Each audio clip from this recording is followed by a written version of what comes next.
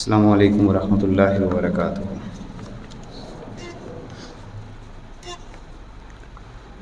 الحمد للہ رب العالمین والصلاۃ والسلام علی رسولہ الکریم، اما بعد فاعوذ باللہ من الشیطان الرجیم، بسم اللہ الرحمن الرحیم۔ قال اللہ تعالی فی کلامہ المجید، یا ایھا الذین آمنوا لا تأکلوا اموالکم بینکم بالباطل، صدق اللہ العظیم وبلغنا رسولہ النبی الکریم الرؤوف الرحیم۔ ان اللہ وملائکتہ یصلون علی النبی، یا ایھا الذین آمنوا صلوا علیہ وسلموا تسلیما۔ اللہم صلی علی سیدنا وحبیبنا محمد وبارک وسلم وصلی علیہ۔ الصلاۃ والسلام علیک یا رسول اللہ وعلی آلک واصحابک یا رحمۃ للعالمین۔ عزیزان محترم، اللہ رب العزت کی توفیق، حضور نبی رحمت، نور مجسم، شفیع دو عالم، آپ کی خصوصی توجہات کے طفیل رب ذوالجلال نے ہم سب کو جمعہ کا مبارک دن نصیب کیا۔ دعا ہے کہ اللہ تعالی ہماری حاضری کو اپنی بارگاہ میں شرف قبولیت عطا فرمائے۔ میری اور آپ کی زندگی کی جو سانسیں باقی رہ گئی ہیں، اللہ تعالیٰ ان سانسوں کو اپنی بندگی میں اور حضور کی محبت میں بسر کرنے کی توفیق عطا فرمائے۔ آج کی ہماری گفتگو کا عنوان اسلام کے مالیاتی نظام کے متعلق ہے، اور سیاست شرعیہ کی گفتگو جو ہم نے گزشتہ جمعہ مبارک میں کی، اسی سیاست شرعیہ کا ایک بنیادی حصہ نبی کریم صلی اللہ علیہ وبارک وسلم کا پیش کردہ معاشی نظام۔ سب سے پہلے ہم معاشی نظام کی اخلاقیات کے بارے میں کچھ باتیں سیکھنے کی کوشش کرتے ہیں، اور پھر اس کے بعد اسلام کے معاشی نظام کی وہ عملی صورتیں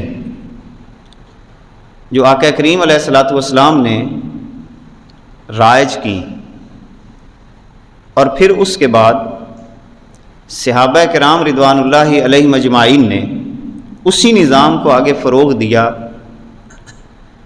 جس کا بنیادی مرکز اور محور یہ تھا کہ جو وسائل اللہ تعالیٰ نے اس کائنات کے اندر انسانوں کو عطا کیے ہیں، ان وسائل سے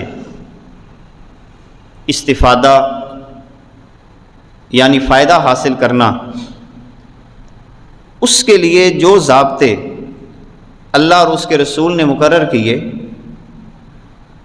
اور جس کا بنیادی نتیجہ یہ تھا کہ وسائل کی تقسیم کے اندر برابری کا پہلو اختیار کیا جائے، کیونکہ رب ذوالجلال نے قرآن مقدس کے اندر باقاعدہ طور پر یہ واضح کیا ہے کہ جو وسائل میں نے تمہیں عطا کیے ہیں، سواءً کا لفظ استعمال کیا، جس کا مطلب ہے کہ وسائل کی بنیادی تقسیم کے اندر برابری کے پہلو کو اختیار کیا جائے گا۔ کیسے کیا جائے گا، یہ انشاءاللہ تعالی قرآن و سنت کی روشنی میں ہم آگے سمجھنے کی کوشش کرتے ہیں۔ سب سے پہلا اصول جو رب ذوالجلال سورہ النساء کے اندر آیت نمبر 29 اس کے اندر ارشاد فرماتا ہے کہ اے ایمان والو، لا تاکلوا اموالکم بینکم بالباطل، آپس میں باطل طریقوں سے مال نہ کھاؤ، الا ان تکون تجارتا عن تراض منکم، مگر یہ کہ تمہاری باہمی رضامندی سے تم آپس میں تجارت کرو، ولا تقتلوا انفسکم، اور اپنے آپ کو ہلاکت میں نہ ڈالو، ان اللہ کان بکم رحیما، اللہ کی ذات تم پر بڑی مہربان ہے۔ اب اس آیہ پاک کے اندر رب ذوالجلال نے باطل طریقے سے مال کھانے سے مکمل طور پر مسلمانوں کو، ایمان والوں کو منع کر دیا، اور پھر اس کے بعد باطل طریقے کے جو جزویات ہیں کہ کس انداز کے ساتھ ہم مال کو پاکیزہ کر سکتے ہیں اور باطل طریقوں سے اپنے آپ کو محفوظ بنا سکتے ہیں، اس حوالے سے شریعت اسلامیہ نے مختلف قسم کے اصول ہمارے لیے مرتب کیے ہیں۔ ان میں ایک اصول یہ ہے کہ جو چیزیں اللہ تعالیٰ نے حرام قرار دے دی ہیں ان کی خرید و فروخت پر پابندی ہے، وہ حرام بالکل واضح حرام ہو یا کسی وجہ سے حرام ہو رہا ہو۔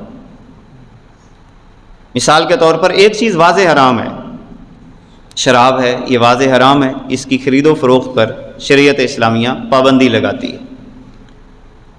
اس کے علاوہ خنزیر کا گوشت ہے، کتے کی بیع اور تجارت جو کلب معلم نہیں ہے، یعنی سکھایا ہوا شکاری کتا، اس کے علاوہ، اور اسی طرح مردار کی بیع، اس سے شریعت اسلامیہ نے منع کیا۔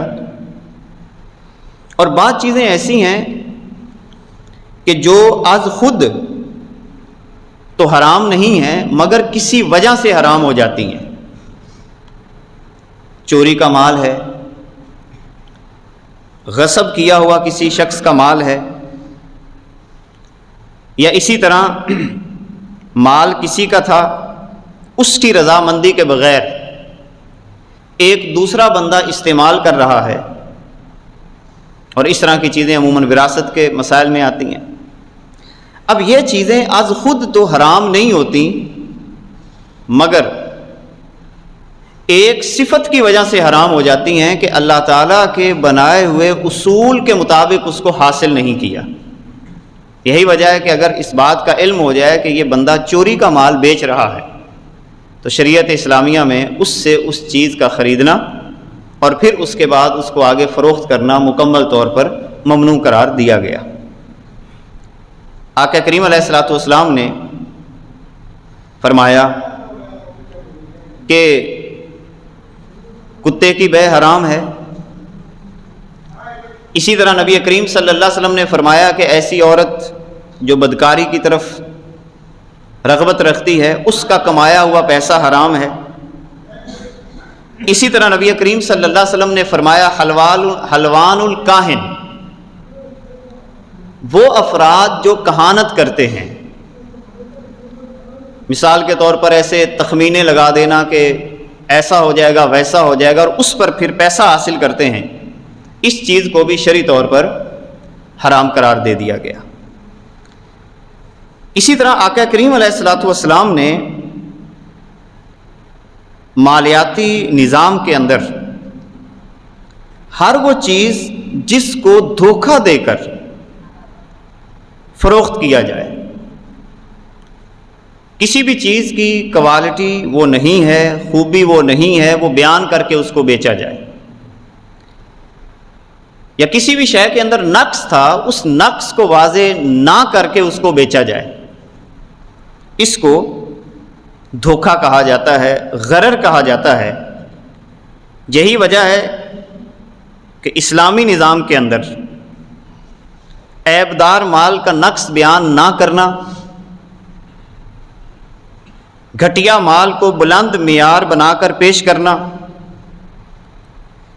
قیمت خرید کے بارے میں غلط معلومات فراہم کرنا، جھوٹی قسم کھا کر مال کا بیچنا، یہ ساری کی ساری چیزیں شریعت اسلامیہ میں ممنوع ہے۔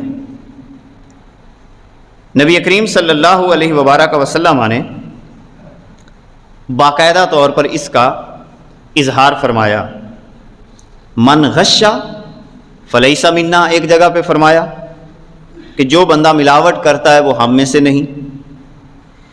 اسی طرح ایک دن آقا کریم علیہ الصلوۃ والسلام بازار سے گزر رہے تھے، آپ نے دکان پر غلہ پڑا ہوا دیکھا، آپ قریب گئے، باقاعدہ آپ چیکنگ کیا کرتے تھے۔ آپ جب قریب گئے تو کیا دیکھا کہ ہاتھ ڈالا اس کے اندر، اس غلے کے اندر، حضور علیہ الصلوۃ والسلام نے اندر نمی محسوس کی کہ گیلی ہے، یہ کوئی شے اندر سے گیلی ہے اور اوپر سے خشک نظر آ رہی ہے۔ تو آقا کریم علیہ الصلوۃ والسلام نے اس دکاندار سے پوچھا کہ یہ کیا ہے کہ اندر سے چیز گیلی ہے اور اوپر خشک نظر آ رہی ہے۔ اب اس نے آگے سے یہ کہنا شروع کر دیا کہ بس بارش ہوئی تھی تو اس وجہ سے گیلی ہو گئی۔ تو آقا کریم علیہ الصلوۃ والسلام نے فرمایا کہ بارش نیچے جا کے ہوئی ہے، اوپر نہیں ہوئی۔ اور اس وقت پھر حضور علیہ الصلوۃ والسلام نے فرمایا جس نے دھوکہ دیا اس کا تعلق مجھ محمد سے قطعاً نہیں ہے۔ اسی طرح شریعت اسلامیہ کے اندر یہ ضروری ہے، مالیاتی نظام کے اندر، کہ جو چیز آپ بیچ رہے ہیں اور جو پیمانہ آپ اس کا بتا رہے ہیں وہ چیز اس پیمانے پر پوری اترتی ہو۔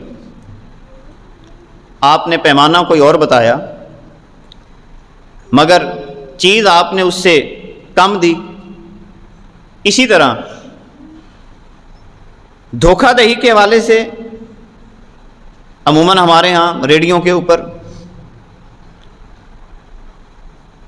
چیزیں بیچتے ہوئے، جنس بیچتے ہوئے بھی بعض دفعہ ایسا رویہ اختیار کر لیا جاتا ہے، جنس کے اندر مٹی کو شامل کر لینا یا اوپر اچھی چیز سجا کے رکھ دینا اور نیچے گھٹیا مال کو لگا دینا۔ یہ ساری وہ چیزیں ہیں جو شریعت اسلامیہ میں خرید و فروخت کے حوالے سے ممنوع قرار دے دی گئی۔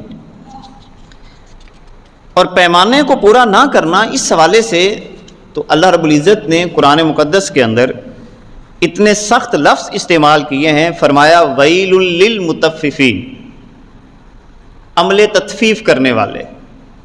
عمل تطفیف کا مطلب یہ ہے کہ آپ نے ایک ڈبے کے اوپر خصوصیات لکھی ہیں کہ اس کے اندر یہ بھی خصوصیت ہے، یہ بھی خصوصیت ہے، یہ بھی خصوصیت ہے، مگر اس چیز کے اندر وہ خصوصیات نہیں ہیں۔ دوائی کے اوپر اجزائے ترکیبی لکھے ہوئے ہیں کہ ہم نے اس دوائی کے اندر یہ چیزیں استعمال کی ہیں اور وہ چیزیں اس میں نہ ہوں۔ اسی طرح اگر آپ شہد لینے جاتے ہیں تو اوپر لکھا ہو خالص شہد، اندر خالص نہ ہو، یا کسی بھی حوالے سے کوئی کمی کر لینا، اس کو عمل تطفیف کہا جاتا ہے۔ تو قرآن مقدس کے اندر اللہ تعالیٰ نے یہ فرمایا کہ جو لوگ عمل تطفیف کرتے ہیں ویلن، ان کے لیے جہنم کی وادی ویل کا انتخاب کیا ہے اللہ تعالیٰ نے، اور یہ اتنی سخت ترین وادی ہے کہ جس سے جہنم خود بھی پناہ مانگتی ہے۔ دھوکہ دینا کسی بھی حوالے سے اور مال کے اندر کمی کر دینا۔ اسی طرح شریعت اسلامیہ کے اندر مشکوک اشیاء کی بیع، اس سے بھی منع کر دیا گیا۔ جہاں پر شک پیدا ہو جائے، آپ کو بیچنے سے پہلے شک پیدا ہو جائے کہ یار یہ چیز درست نہیں ہے، اس کے اندر کوئی نہ کوئی خرابی موجود ہے، آپ کو تسلی نہیں ہے، اور بغیر تسلی کے آپ چیز آگے بیچ دیتے ہیں، تو اس حوالے سے بھی شریعت اسلامیہ ممنوع اور مشکوک چیزیں جن کے اندر ہلکا سا بھی شک پیدا ہو جائے اور شک کی بنیاد پر آپ وہ چیز آگے بیچ رہے ہیں، تو ایسی بیع اور شراء بھی ممنوع قرار دے دی گئی۔ اسی طرح باہمی رضامندی کا ہونا ضروری ہے۔ آپ کسی کو چیز بیچ رہے ہیں تو باقاعدہ اس کی رضامندی حاصل کرنا، آپ کسی پہ دھونس کا رویہ اختیار نہیں کر سکتے، نہیں یہ چیز تمہیں لینی پڑے گی،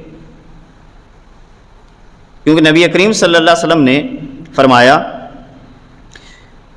کہ خرید و فروخت میں باہمی رضامندی کو ملوز خاطر رکھا جائے گا۔ کسی بھی قسم کا دباؤ، وہ حقیقی ہو یا مصنوعی دباؤ ہو، اس کے ذریعے چیز نہیں بیچی جا سکتی۔ بعض دفعہ یہ کہا جاتا ہے کہ اگر تمہیں یہ لینا ہے تو پھر یہ بھی چیز لینی پڑے گی۔ ہمارے یہاں مارکیٹ کے اندر ایک رویہ یہ بھی متعارف ہونے لگا، اب ایک شخص کو ایک شے کی ضرورت ہے، اور یوٹیلیٹی سٹورز کے اوپر یہ کثرت کے ساتھ عموماً یہ ہوتا ہے کہ اگر تم فلاں چیز خریدنا چاہتے ہو تو تمہیں وہ چیزیں بھی خریدنا پڑیں گی۔ شریعت اسلامیہ میں ایسی خرید و فروخت سے منع کر دیا گیا کہ ایک چیز کے ساتھ تم دوسری چیز زبردستی کسی کو بیچنے لگو۔ اسی طرح کائنات کے آقا صلی اللہ علیہ وسلم نے نقصان پہنچانے کی غرض سے دخل اندازی کو ممنوع قرار دے دیا۔ جیسا کہ زمانہ رسالت میں لوگ کیا کرتے تھے، جو لوگ شہروں میں رہتے تھے، اس وقت تو یہ ماحول مواصلات کا نہیں ہوتا تھا، وہ دیہاتوں میں جا کر غلہ انتہائی سستے داموں خرید لیتے اور شہروں میں آ کر اس کو انتہائی مہنگے داموں بیچا کرتے تھے، اور لوگوں کو منڈی تک نہیں پہنچنے دیتے تھے۔ کوئی نہ کوئی ایسا انداز اختیار کر لینا کہ جہاں پر سارے لوگ اکٹھے ہوتے ہیں، بولی لگتی ہے، اس سے پہلے ہم سودا کر لیں۔ اور اس سودے کے اندر بنیادی مقصد ان کا کیا ہوتا تھا؟ نقصان پہنچانا۔ اس دور کے اندر آقا کریم علیہ الصلوۃ والسلام نے منع کر دیا کہ لا تتلک رکبانا۔ حضور نے فرمایا کہ جو تاجر باہر جا کے رکبان جو مال تجارت لے کے آ رہے ہوتے تھے ان سے ملاقات کرنے سے منع کر دیا کہ ان کو منڈی میں آنے دو۔ اسی طرح نبی کریم صلی اللہ علیہ وبارک وسلم نے ممنوع قرار دے دیا کہ شہر میں آ کر انتہائی مہنگا کر کے بیچا جائے اور افراد کو قیمت خرید صحیح انداز میں نہ بتائی جائے۔ ہاں آپ نفع لینا چاہتے ہیں، شریعت اجازت دیتی ہے کہ آپ قیمت خرید صحیح بتائیں۔ اگر آپ قیمت خرید صحیح نہیں بتاتے اور اس بنیاد پر نفع حاصل کرتے ہیں تو اس کو بھی مشکوک اور ناجائز آمدنی شریعت اسلامیہ قرار دیتی ہے۔ اسی طرح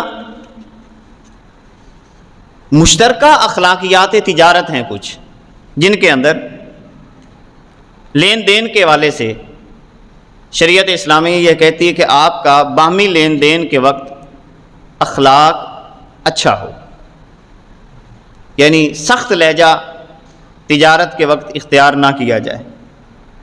اسی طرح قیمتوں کے اندر یکسانیت کا پہلو کہ یکساں قیمتیں ہوں، اس کو اختیار کرنے کا حکم دیا۔ خرید و فروخت کے وقت اشیاء کا موجود ہونا، اس کو لازمی قرار دے دیا۔ پھر اسی طرح بعض صورتوں کے اندر حالات کی تلخی آ جائے، جس کا ذکر انشاءاللہ تعالی آگے آ جائے گا، تو اس وقت آپ نے اس شخص کے ساتھ کون سا رویہ اختیار کرنا ہے، یہ ساری کی ساری تعلیمات شریعت اسلامیہ نے ہمیں عطا فرما دی۔ اب یہ تو تھی چند بنیادی معلومات جو شریعت اسلامیہ ہمیں تجارت کی اخلاقیات کے متعلق عطا فرماتی ہے۔ اس کے بعد جو اگلا بنیادی رویہ ہے اس وقت معاشرے کے اندر، اس کے اوپر ہم کچھ چیزیں سیکھنے کی کوشش کرتے ہیں۔ نبی کریم صلی اللہ علیہ وبارک وسلم جب مدینہ منورہ کے اندر تشریف لے گئے، اور اس وقت مدینہ منورہ کی حالت یہ تھی کہ پورے مدینہ منورہ کے معاشی نظام کے اوپر یہودیوں کا مکمل طور پر قبضہ تھا۔ بنو نضیر، بنو قریظہ، یہ بیرونی قبیلے تھے، اور مدینہ منورہ کے اندر بھی رہنے والے کچھ قبائل، کچھ افراد سود کے نظام کے اوپر اپنا کاروبار چلایا کرتے تھے۔ نبی کریم صلی اللہ علیہ وبارک وسلم جب مدینہ منورہ کے اندر تشریف لائے تو آپ نے ایک حسین نظام وہاں پہ متعارف کروا دیا، اور یہودیوں کے سودی نظام کی روک تھام کے لیے جو سب سے پہلا بنیادی قدم اٹھایا آقا کریم علیہ الصلوۃ والسلام نے، وہ کیا تھا کہ آپ نے سب سے پہلا کام یہ کیا کہ لوگوں کو آپس میں بھائی بھائی بنا دیا۔ اب یہ ایک عظیم تجارتی اصول متعین کیے جا رہے ہیں۔ آج جو ہمارا معاشی نظام جس سودی نظام کے اندر پھنسا ہوا ہے، اس کی بنیادی وجہ ہی یہی ہے۔ ہم یہ کہتے ہیں کہ بینکوں کے بغیر ہمارا نظام نہیں چل سکتا، ایک عام آواز اٹھتی ہے، اور پھر اس کے اوپر کچھ دلائل دیے جاتے ہیں، عمومی دلائل جو عوامی ذہن کو سمجھانے کے لیے۔ مثال کے طور پر ایک دلیل یہ دی جاتی ہے کہ ہمارا پیسہ اس انداز کے ساتھ محفوظ نہیں رہتا، ہم پیسے کو محفوظ بنانے کے لیے یہ انداز اختیار کرتے ہیں۔ اس کے علاوہ بھی لوگوں پہ اعتبار نہیں ہے، ہم کہاں پہ انویسٹ کریں، ایک چیز یہ بیان کر دی جاتی ہے۔ اب سوال یہ پیدا ہوتا ہے کہ ہم جن بنیادوں پہ سوال اٹھا رہے ہیں، پیسہ محفوظ نہیں ہوتا، چوری کا خطرہ ہے، چھن جانے کا خوف ہے، اب یہ چوری کا خطرہ، چھن جانے کا خوف کس بنیاد پہ پیدا ہوا ہے؟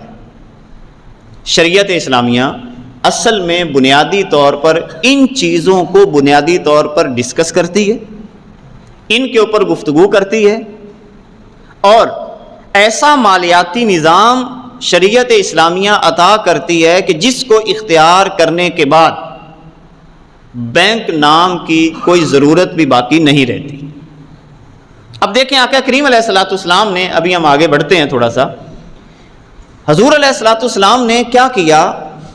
مدینہ منورہ میں آ کر لوگوں کا باہمی رابطہ قائم کر دیا، اور قرض حسنہ کا نظام لوگوں میں رائج کیا۔ اس کا طریقہ کار کیا بنایا کہ باہمی تعاون پر یہ نظام مرتب کیا، بغیر سود کے قرضوں کا تجارتی بنیادوں پر آقا کریم علیہ الصلوۃ والسلام نے باقاعدہ اجرا کیا۔ اب اس کا انداز یہ تھا کہ باقاعدہ وقت متعین ہو جاتا، پھر اس کے علاوہ جو قرض دیا جاتا تھا وہ صرف تجارتی بنیادوں کے اوپر، کسی کا کاروبار نہیں تھا۔ جو خاص طور پر مکہ مکرمہ سے ہجرت کر کے صحابہ کرام تشریف لائے، حاضر ہوئے، جنہوں نے ہجرت کی، جن کے پاس مال نہیں تھا، تو آقا کریم علیہ الصلوۃ والسلام نے مالدار طبقے سے قرض لے کر ان افراد کو دلوانا شروع کر دیا تاکہ وہ اپنا کاروبار زندگی جو ہے وہ چلا سکیں۔ جب یہ چیز معاشرے میں پیدا ہوتی ہے کہ آپ ایسا نظام پیش کر دیں کہ ہر بندے کو مساوی طور پر کاروبار کرنے کی کیفیت پیدا ہو جائے، اور پھر اس کے اندر بھی جو بنیادی اصول ہے وہ ہے دولت کی گردش، کہ جب دولت گردش میں آتی ہے اور شریعت اسلامیہ نے جو ضابطے اس کے متعین کیے کہ مالدار طبقہ غرباء کا خیال کرے، اب اس کے کئی انداز بھی شریعت اسلامیہ نے بتائے۔ مثال کے طور پر زکوٰۃ کا نظام ہے، اگر کسی معاشرے کے اندر مکمل طور پر زکوٰۃ کا اہتمام کر لیا جائے۔ نمبر 2، اپنی زمینوں کا عشر نکال لیا جائے صرف، ابتدائی طور پر اگر یہ دو کام کیے جائیں کہ ہر بندہ اپنے اپنے طور پر یہ بات اپنے ذہن کے اندر لازمی طور پر بٹھایا کہ میں نے آج کے بعد اپنی آمدنی سے اگر مجھ پہ زکوٰۃ فرض ہے، کسی عالم سے باقاعدہ مسائل پوچھ کے وہ اپنی زکوٰۃ دینے کا باقاعدہ اہتمام کرنا شروع کر دیں۔ نمبر 2، عشر ادا کرنا شروع کر دیں۔ اب اس کا ابتدائی نتیجہ کیا ہوگا کہ جب سرکولیٹ ہوگی دولت، ہر شخص کو اس کی بنیادی ضروریات فراہم ہونا شروع ہو جائیں گی۔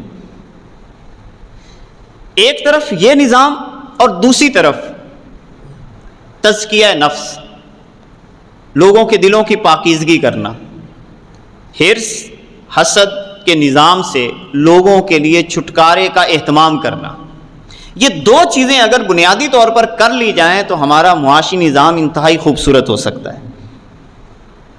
پہلے نمبر پہ سود سے مکمل طور پر بائیکاٹ کرنا، مکمل طور پر۔ کیوں؟ اس لیے کہ یہ بات ذہن میں رکھیں کہ سودی نظام کے اندر ملوث معاشرہ اور بالخصوص مسلمان وہ کبھی بھی ترقی کی راہ پہ گامزن نہیں ہو سکتے، اس لیے کہ اللہ تعالیٰ نے قرآن مقدس کے اندر واضح لفظوں میں ارشاد فرمایا کہ یہ اللہ کے ساتھ جنگ ہے، اور اتنی بڑی جنگ ہم مول لے رہے ہیں، دھڑا دھڑ سودی نظام کی طرف آگے بڑھنے کی کوشش کرتے ہیں، چاہے ڈائریکٹ ہو چاہے انڈائریکٹ ہو، اور ساتھ ساتھ نظام تربیت ایسا مرتب کیا جائے کہ لوگوں کے ذہنوں کے اندر یہ بات بیٹھے کہ بھئی دنیا کی نعمتیں حقیر ہیں، اس اعتبار سے کہ ان کے ساتھ میری زندگی کے اللہ کی بارگاہ میں قبول ہونے کا کوئی تعلق نہیں ہے، اور دنیا کی لذتیں اور نعمتیں جب ہلکی نظر آنے لگیں اور اللہ کی محبت تمام محبتوں پر غالب آ جائے تو اس وقت اس معاشرے کے اندر اس طرح کے مالیاتی اداروں کی ضرورت بھی باقی نہیں رہتی۔ آپ اسلامی تاریخ پڑھیں، اس کا آغاز کہاں سے ہوا؟ پہلے تو نہیں تھا، خاص طور پر یہ گزشتہ 100 سال یا 150 سال کا آپ عرصہ لے لیں، اس سے پہلے اس طرح کا کوئی مالیاتی ادارے مسلمانوں کے ہاں کم از کم نہیں ہوتے تھے۔ کیوں نہیں ہوتے تھے؟ پہلی وجہ یہ تھی کہ عمومی طور پر زکوٰۃ اور عشر کا اہتمام کیا جاتا تھا۔ جب ہر بندے کو ضرورت پہنچ رہی ہے، اس کا علاج آپ کروانے کی فکر میں ہیں، ایک بندہ مومن دوسرے بندہ مومن کی تکلیف کو محسوس کر رہا ہے، اس کے درد کو محسوس کرتا ہے، اس کی کیفیت کو محسوس کرتا ہے، اس کا خیال رکھتا ہے، تو سیدھی سی بات ہے کہ اب وہاں پر چوری بھی نہیں ہوگی، ڈکیٹی بھی نہیں ہوگی، اس لیے کہ معاشرے کے اندر جو وسائل ہیں اس کی تقسیم صحیح انداز کے ساتھ ہو رہی ہے۔ اسی طرح ایک اور چیز جس کی وجہ سے ان اداروں کی ضرورت ہی نہیں پڑتی تھی، اور وہ کیا تھا؟ وراثت کا صحیح انتظام۔ بہترین نظام تھا کہ جس کی جو وراثت بنتی اس کو دے دی جاتی۔ اب ایک شخص مالدار ہوتا ہے، اس کی بہن انتہائی کمزور ہوتی ہے، اب اس کے بچے بے راہروی کا شکار ہو جاتے ہیں اس بنیاد پر کہ ہمارے پاس تو کچھ ہے نہیں۔ اگر اسی بہن کو اس کا بھائی اس کی وراثت کا حق دے دے تو وہ بھی مالدار ہو جائے گی، جب وہ بھی مالدار ہوگی اس کے بچے آسائش میں آ جائیں گے، تو اس طرح کی خرابیاں معاشرے کے اندر ختم ہونا شروع ہو جائیں گی۔ اسی طرح اسلامی نظام کے اندر ایک بڑی اہم چیز تھی، اور وہ تھا کہ اسبا جتنے بھی تھے، یعنی اسبا وہ رشتے کہلاتے ہیں جو انتہائی قریبی ہوں، جس میں والد بھی اسبا میں آ جاتا ہے، چچا ہے، دادا ہے، بھائی ہے، اور اس کے علاوہ کچھ اور قریبی رشتے۔ اب یہ جو اسبا رشتے ہوتے تھے، اگر کسی خاندان کے اندر ایک بھائی کمزور ہوتا تو دوسرا بھائی اس کی باقاعدہ کفالت کو اپنی ذمہ داری سمجھتا تھا۔ حتیٰ کہ اگر ایک بھائی کسی وجہ سے کمزور ہوتا تو اسبا جات اس کا اہتمام کرتے. ایک شخص اگر فوت ہو جاتا اس کے بچوں کی کفالت کا انتظام اس کا چچا لے لیتا، اس کا دادا، اس کا بھائی، وہ کفالت کا انتظام بڑے اچھے طریقے سے اور اپنے بچے سمجھ کے کرتے تھے. تو اس کی وجہ سے معاشرے کے اندر اس طرح کی خرابیاں پھر پیدا نہیں ہوا کرتی تھی. یہی وجہ ہے کہ جب ہمارا تعلیمی نظام ہم شروع سے ہی بچوں کے ذہنوں میں بس یہی بات ڈالتے چلے جائیں کمانا ہے زیادہ امیر ہونا ہے، تو اس کی بنیاد پر پھر بچوں کے ذہن کے اندر خدا کا خوف کم ہوتا چلا جاتا ہے اور دنیا کی محبت جو ہے یہ زیادہ بڑھتی چلی جاتی ہے. تو اسلام کا جو مالیاتی نظام ہے اس کے اندر اگر یہ چند اصول اپنا لیے جائیں، سب سے پہلا کام عشر، زکوٰۃ، پھر اس کے علاوہ وراثت کا پراپر طور پر پہنچنا اور تقسیم ہونا. یہ نہیں ہے کہ وہاں پر بہنوں کو مردہ لکھوا کے وراثت اپنے نام لگوا لینا، یا اس کے علاوہ کوئی ہیلے اور بہانے بنا کر یہ کہنا کہ جناب انہوں نے تو معاف کر دیا ہے، یہ کر دیا ہے، وہ کر دیا ہے. کوئی شریعت اسلامیہ میں اس کی گنجائش نہیں. جس کا جو حق بنتا ہے اس کو دیا جائے. اگر آپ اس کے بغیر استعمال کرتے ہیں تو اس کو عقل بالباطل کہا جاتا ہے. آپ سارا کا سارا جو رزق کھا رہے ہیں وہ سارا کا سارا باطل کھا رہے ہیں، اور باطل نظام سے کبھی معاشرے کے اندر امن اور سکون پیدا نہیں ہو سکتا. اس کے علاوہ ایک اور انتہائی اہم کام تھا شریعت اسلامیہ کے مزاج میں، جس کو آج کثرت کے ساتھ امت بھول چکی ہے، اور وہ کیا تھا؟ وہ تھا وقف کا نظام. اور مدینہ منورہ کی ریاست کے اندر آقا کریم علیہ الصلوۃ والسلام نے وقف کے اوپر لوگوں کو باقاعدہ ترویج دی. یہاں تک کہ جتنے مالدار صحابہ تھے وہ اپنی ذمہ داری سمجھتے تھے کہ ہم کوئی نہ کوئی چیز امت کے لیے وقف کر دیں، جس سے کیا ہوتا تھا؟ معاشرے کی ضروریات خود بخود ٹھیک ہونا شروع ہو جاتی. مثلا حضرت ابو طلحہ صحابی ہیں، انہوں نے اپنا ایک پورا باغ اپنی فیملی کے لیے وقف کیا ہوا تھا. جناب یہ باقی زمین یا جو جائیداد میری ہے میں یہاں سے کھاتا پیتا رہوں گا، اور میری زمین کا اتنا حصہ. انہوں نے باقاعدہ ایک باغ جو مسجد نبوی کے بالکل قریب تھا، انہوں نے پورے باغ کے اوپر وقف نامہ اس وقت ہوتا تھا، وقف باقاعدہ کر دیتے کہ میرے اس باغ سے میرے رشتہ دار جو غریب ہوں گے ان کی ضروریات کو پورا کیا جائے گا. جب یہ انداز اختیار ہو جاتا تو پھر کیا ہوتا کہ کبھی بھی وہ جو تفریق کا پہلو ہے یہ سارا کا سارا کیا ہو جاتا؟ وہ ختم ہو جاتا. آقا کریم علیہ الصلوۃ والسلام نے بھی یہی انداز اپنی زندگی میں اختیار فرمایا. آقا کریم علیہ الصلوۃ والسلام کی سیرت بھی اسی بات کی متقاضی ہے، جس کے اوپر انشاءاللہ مزید آپ کے سامنے کچھ چیزیں پیش کروں گا. تو ایک کام جو یہاں پر جس کے اوپر توجہ دینے کی ضرورت ہے ہمیں، کہ اللہ تعالیٰ نے باقاعدہ قرآن مقدس کے اندر ارشاد فرمایا کہ دولت کی گردش ہو. اسی طرح آقا کریم علیہ الصلوۃ والسلام نے باقاعدہ مینشن کر دیا، واضح کر دیا کہ امیروں کو اللہ تعالیٰ دیتا ہی اسی لیے ہے کہ وہ غریبوں میں بانٹیں. یعنی امیر یہ نہ سمجھے کہ یہ سارا کچھ ہمارا ہے. اس کے اوپر باقاعدہ روایات موجود ہیں. آقا کریم علیہ الصلوۃ والسلام باقاعدہ حکم بعد دفعہ صادر فرماتے تھے کہ اس مال پر فلاں کا بھی حق ہے، فلاں کا بھی حق ہے، فلاں کا بھی حق ہے. یہی وجہ ہے وہ افراد جو اس سسٹم کو قبول نہیں کرتے، جو اس سسٹم کے خلاف چلتے ہیں، ان کا ذکر اللہ تعالیٰ نے قرآن مقدس کے اندر کئی مقامات پر کیا. میں 2-3 آیات حوالے کے طور پر آپ کے سامنے رکھتا ہوں. ایک آیت جس کے اندر حضرت نوح علیہ السلام نے اپنی قوم کو جب مساوات کا درس دیا کہ بھئی اللہ نے کوئی امیری اور غریبی کا فرق نہیں رکھا، اور اس فرق کی بنیاد پر تم نے معاشرے کو آگے نہیں بڑھانا، تو وہ کیا کہنے لگے؟ وما نراکا، اے نوح ہم تو آپ کو یہ دیکھ رہے ہیں کہ آپ کی پیروی کرنے والے پست ترین لوگ ہیں، غریب غربا ہے. تو وہ کہنے لگے کہ اب تم بتاؤ اے نوح، اب تم بتاؤ ہم سے کس بات میں تمہاری برتری ہے. یعنی یہ لہجہ اختیار کیا، بھی زمینیں تو میری زیادہ ہیں.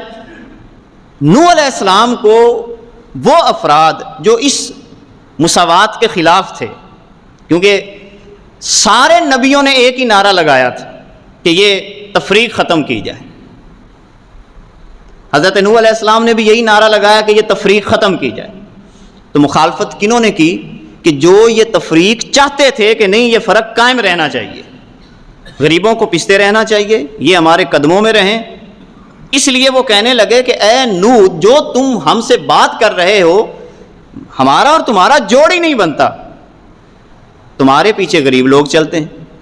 اسی طرح حضرت شعیب علیہ السلام، جب انہوں نے اپنی قوم کو یہ بات سمجھائی تو انہوں نے بھی آگے سے یہی انداز اختیار کیا. کیا کہنے لگے کہ اے شعیب، یہ جو تو نماز پڑھتا ہے، کیا تیری نماز تجھے یہ حکم دیتی ہے کہ ہم اپنے آباء و اجداد کے معبودوں کو چھوڑ دیں اور ہم کیا کریں کہ تمہارے منشور کے مطابق اپنے مال خرچ کریں؟ یعنی شعیب علیہ السلام کو مالدار طبقہ، جب مالدار طبقے کو یہ کہا گیا کہ غریبوں کا حق ہے، زکوٰۃ ادا کرو، عشر زمینوں کے ادا کرو، یہ اللہ تعالیٰ نے تم پہ لازم کر رکھا ہے، یہ تمہارے فرائض میں شامل ہے. کوئی یہ نہیں ہے کہ تم کہو کہ جناب ایسے ہی ہے، نہیں، فرائض میں شامل ہے کہ تم نے زکوٰۃ بھی ادا کرنی اور عشر بھی ادا کرنا ہے. تو شعیب علیہ السلام نے جب اپنی قوم کو یہ بات کی تو انہوں نے آگے سے بطور طنز یہ کہا کہ اے شعیب، کیا جو تو نماز پڑھتا ہے، تیری نماز ہمیں یہ اب حکم دے گی، تجھے یہ حکم دیتی ہے کہ اب ہم کیا کریں، تیرے منشور کے مطابق اپنے مالوں کو خرچ کریں؟ نہیں، ہم تو اپنی مرضی سے کریں. اب یہ دیکھیں یہاں پر بھی کیا ہوا کہ جو عدم مساوات ہے، یہ انبیاء کی مخالفت اس بنیاد پہ کی گئی. اسی طرح نبی کریم صلی اللہ علیہ وبارک وسلم، آپ کے ساتھ بھی یہی انداز اختیار کیا گیا. آپ دیکھیں سورہ زخرف کے اندر، لولا نزل ھذا القرآن علی رجل من القریتین عظیم. حضور پر یہ اعتراض کیا گیا کہ اللہ کو کیا سوجی، کیا ہی بہتر ہوتا کہ قرآن مکہ اور طائف کے کسی بڑے آدمی پر نازل ہو جاتا. یہ محمد تو غریب آدمی ہے. اندازہ لگائیں، یعنی جب تک یہ رویہ ہی آپ ختم نہیں کریں گے، اس وقت تک آپ اور میں اپنا مالیاتی نظام کبھی بھی درست نہیں کر سکتے. جب یہ فرق آپ قائم رکھیں گے، کہیں گے کہ ہم اپنی مرضی سے کریں گے، نہ عشر دینا ہے، نہ زکوٰۃ دینا ہے، نہ وہاں پر صدقات و خیرات کا اہتمام کرنا ہے، نہ وقف کی طرف آنا ہے، نہ وہاں پر وراثت کی طرف آنا ہے، نہ وہاں پر باطل نظام کے خلاف اپنا کوئی نہ کوئی کام کرنا ہے، تو اللہ تعالیٰ پھر اس سلسلہ میں کیا فرماتا ہے. آخری بات سورہ القلم کے حوالے سے آپ سنیے. سورہ قلم کے اندر اللہ تعالیٰ نے واضح لفظوں میں کہا، اے میرے پیارے محبوب، اب میں آپ کو ایک حکم دیتا ہوں کہ کبھی بھی قسمیں کھانے والے ذلیل آدمی کا کہنا نہیں ماننا. یہ ذلیل کا لفظ اللہ تعالیٰ نے قرآن میں فرمایا. وَلَا تُطِعْ كُلَّ حَلَّافٍ مَّهِينٍ. اے میرے پیارے محبوب، جو زیادہ قسمیں کھا کھا کے اپنے کام کرتا ہے اور اپنی تجارت کرے یا کوئی بھی کام کرے، فرمایا ہر قسم کھانے والے ذلیل آدمی کا کہنا تو نے نہیں ماننا. حمازن مشائن بنمیم. اسی طرح اللہ تعالیٰ نے فرمایا کہ جو تانے دینے والا ہو اور چگلیاں کھانے والا بندہ ہو، اس کے پیچھے بھی نہیں چلنا، اس کا کہنا بھی نہیں ماننا. تیسری بات اللہ نے کیا فرمائی، مناع للخیر معتد اثیم. اور اے میرے پیارے محبوب، جو لوگوں کو خیرات کرنے سے، نیکی کا کام کرنے سے منع کرتا ہو اور خود گناہ گار بھی ہو، حد سے بڑھنے والا بھی ہو، اے میرے پیارے محبوب، اس بندے کا کہنا بھی نہیں ماننا. ان ٹو دی پوائنٹ اصول دیے اللہ تعالیٰ نے اپنے محبوب کو کہ کس کس بندے کا کہنا نہیں ماننا. اسی طرح فرمایا اتلن، جو بڑا اجاڈ ہے. اجاڈ کہتے ہیں جو زیادہ ہی بے وقوف ہو، کہ ہر بات پہ طنز کرتا ہو، شریعت اسلامیہ پہ ہر بات پہ طنز کرتا ہو، ہر بات پہ طنز کرتا ہو کہ یہ کیا تم کہہ رہے ہو، یہ نیا دین لے کے آگے ہو، یہ بات، اس کو کہا جاتا ہے اتل۔ قرآن اس کے لیے لفظ اتل کا استعمال کرتا ہے جس کا مفہوم ہے بڑا ہی اجڑ بندہ۔ اور پھر اس کے بعد وہ بندہ دعویٰ کیا کرتا ہے، ان کان ذا مال و بنین۔ تم کون ہوتے ہو ہمیں شریعت کی بات کرنے والے؟ تم کون ہوتے ہو ہمیں عشر اور زکوٰۃ کی بات کرنے والے، خیرات کی بات کرنے والے؟ مالدار اور اولاد والے تو ہم ہیں۔ حضور کو یہ طعنہ بھی دیا، اس لیے پھر اللہ تعالیٰ نے پھر سورہ الکوثر نازل کی تھی، اے محبوب یہ آپ کو اولاد کا طعنہ دیتے ہیں، انا اعطیناک الکوثر۔ اے محبوب یہ تو بات کرتے ہیں کہ تیرے پاس مال نہیں ہے، میں رب ہو کر اعلان کرتا ہوں میں نے تمہیں کوثر عطا فرما دی ہے۔ انا اعطیناک الکوثر فصلی لربک وانحر۔ آپ بس نماز پڑھتے رہیں، آپ اپنی قربانی پیش کرتے رہیں۔ ان شانئک ھو الابتر، جو آپ پر اولاد کا طعنہ دے رہے ہیں یہ سارے کے سارے نامراد ہوں گے۔ اور ان لوگوں کا آخری رویہ جو قرآن یہ بیان کر رہا ہے کہ جب ان کو قرآن کی آیتیں پڑھ کے سنائی جاتی ہیں، ایسے افراد جو یہ مال اور دولت کے گھمنڈ میں پھنسے ہوئے ہیں اور اس طرف آنا نہیں چاہتے، تو فرمایا اذا تتلی علیہ آیاتنا قال اساطیر الاولین۔ جب ان کو کہا جاتا ہے کہ بھی اللہ کی آیتیں ہیں تو یہ کہتے ہیں جناب اگلوں کی کہانیاں ہیں، ہمارا اس کے ساتھ کوئی تعلق نہیں ہے۔ ان تمام اصول و ضوابط کی روشنی میں مجھے اور آپ کو انتہائی گہری نظر کے ساتھ اپنے رویوں پہ اثر نو بحیثیت مسلمان، بحیثیت مومن غور کرنا ہے کہ ہم کس طرف جا رہے ہیں اور اس کا آخری انجام کیا ہوگا۔ آج ہمارے پاس وقت ہے، اپنے اپنے گھروں میں جا کر اس بات کو اپنے گھر والوں کے ساتھ ڈسکس کیجئے۔ اگر ہمارے اوپر زکوٰۃ فرض ہے تو بھئی ہم نے زکوٰۃ دینی ہے۔ عشر ابھی جیسے زمینیں بار بار فصل آ رہی ہے، عشر ادا کریں گے تو معاشی خوشحالی پیدا ہو جائے گی۔ وراثت کے معاملات میں کمزوری ہے، اس کو دور کیجئے۔ اور اس سے بڑی نیت جو صحابہ کرام کی تھی کہ اپنی زمین کا کچھ حصہ، جو زیادہ بڑے ذمہ دار ہیں وہ 1 ایکڑ 2 ایکڑ یا جتنا ان سے ہو سکتا ہے وہ صحابہ کی سنت ادا کرتے ہوئے اپنی زمین کا کچھ حصہ اس کی آمدنی آپ متعین کریں۔ کوئی علاج معالجے کے لیے وقف کر دے، کوئی بندہ وہاں پر کیا کر دے، غرباء کے لیے وقف کر دے، کوئی برادری کے لیے وقف کر دے۔ انشاءاللہ تعالیٰ جب یہ نظام آئے گا تو ہمیں اس سودی نظام سے از خود چھٹکارا بھی ملے گا اور خوشحالی بھی اللہ تعالیٰ ہمارے معاشرے میں پیدا کرے گا۔ وآخر دعوانا ان الحمد للہ رب العالمین۔